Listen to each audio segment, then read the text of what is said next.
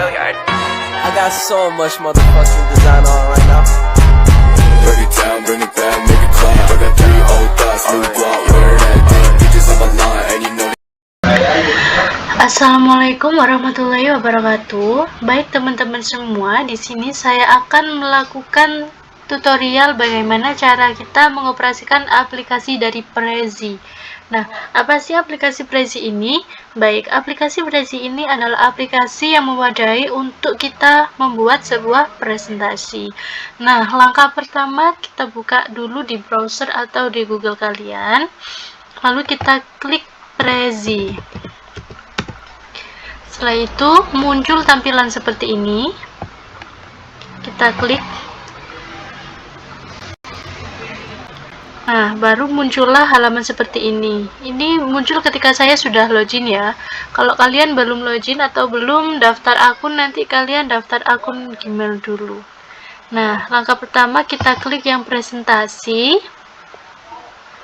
Setelah itu muncul nih dua ini. Nah, yang start from scratch ini jika kalian ingin berkreasi sendiri, membuat temanya seperti itu. Nah, kalau yang kedua ini sudah tersedia template, nanti kita lebih mudah untuk menaruh materinya. Nah, di sini sudah banyak pilihannya, nanti kalian tinggal pilih sesuai dengan selera kalian. Ya. Contohnya saya ambil yang ini, food. Use this template. Nah, kita klik detailnya di sini, lalu pilih anyone on the web. Lalu continue.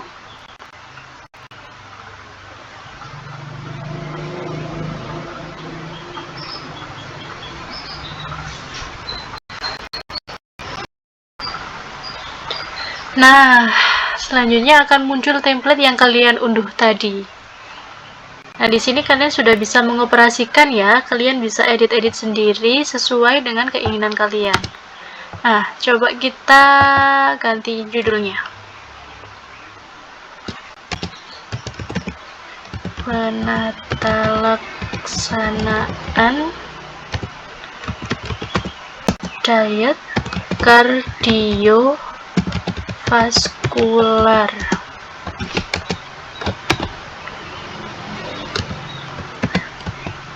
Jantung dan pembuluh darah. Nah, ini nanti kalian bisa sesuaikan sendiri besar kecilnya ya.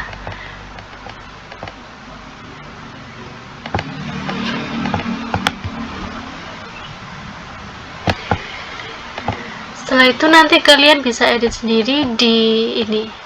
Poin pertama, poin kedua, nanti lebihnya contohnya. Nah, untuk mempresentasikan, menampilkan presentasi kalian, nanti kalian bisa klik di sini.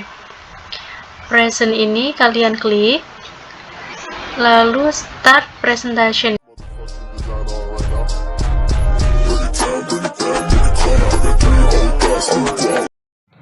Baik teman-teman, sebelumnya kita sudah belajar bagaimana cara membuat presentasi di sebuah aplikasi Prezi. Selanjutnya di sini saya akan melakukan presentasi tentang materi yang saya buat di aplikasi tersebut. Nah, di sini saya akan melakukan presentasi mengenai penatalaksanaan diet kardiovaskular.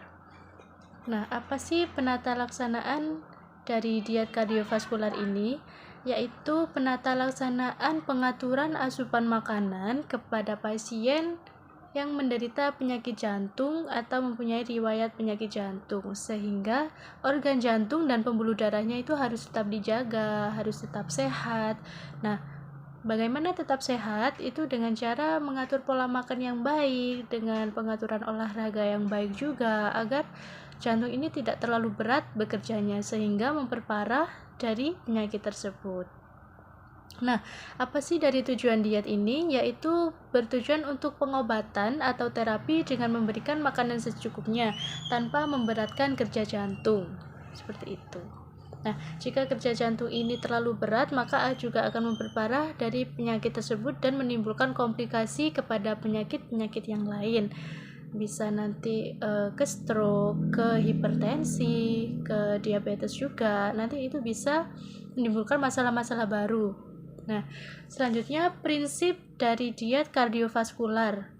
Apa sih prinsipnya? Yang pertama, tidak memberatkan kerja jantung. Yang kedua, menurunkan berat badan apabila penderita kegemukan. Nah, kenapa sih penderita kegemukan pada penderita jantung itu berat badannya harus diturunkan?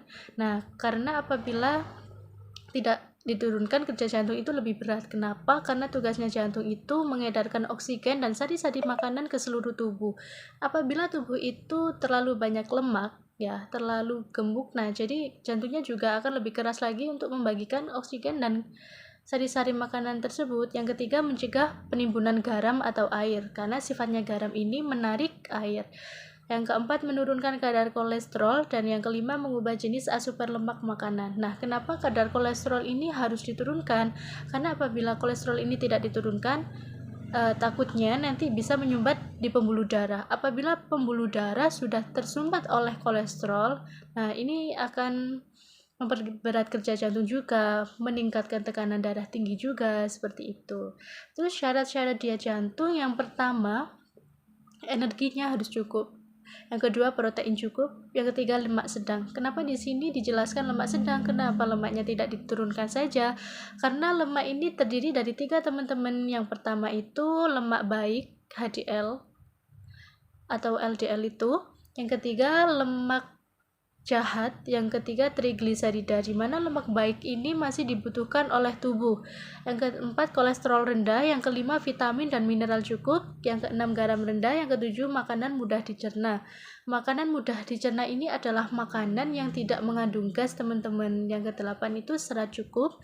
Yang kesembilan, bentuk makanan disesuaikan dengan keadaan penyakit, ya. Apabila penyakitnya sudah parah, pasiennya kesulitan mencerna sebuah makanan, nah nanti ini makanannya disajikan dengan porsi yang lebih sedikit dan porsi yang lebih halus. Nah, yang ke-10, bila makanan tidak bisa diberikan secara oral, maka dapat diberikan secara parenteral atau suplemen gizi. Maksudnya apa? Di sini apabila tidak bisa diberikan melalui oral atau melalui mulut, entah itu karena pasiennya sariawan atau pasiennya sering muntah sehingga tidak bisa lewat mulut, bisa diberikan lewat parenteral, yaitu lewat pembuluh darah. Nah, lewat pembuluh darah ini bisa diberi infus. Nah, selain pembuluh darah, kita juga bisa memberikan lewat NGT, teman-teman, dimana nanti diberikan lewat selang, ya, yang dihubungkan dari hidung langsung melalui lambung, seperti itu. Dan yang ketiga yaitu suplemen gizi. Nanti kita memberikan gizi kepada pasien tersebut agar supaya diet jantungnya ini berjalan dengan maksimal, seperti itu.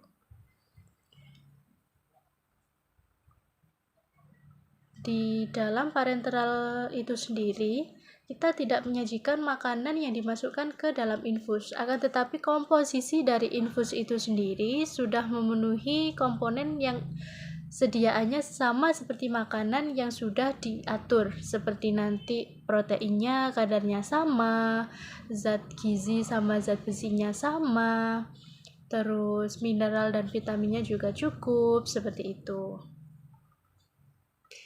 Yang selanjutnya yaitu makanan apa sih yang dianjurkan untuk penderita jantung, karena tidak sembarangan makanan itu yang tidak diperbolehkan masuk ke dalam tubuh si penderita jantung. Yang pertama, makanan pokok bisa mengonsumsi seperti nasi, roti, kentang, pasta, mie, dan tepung.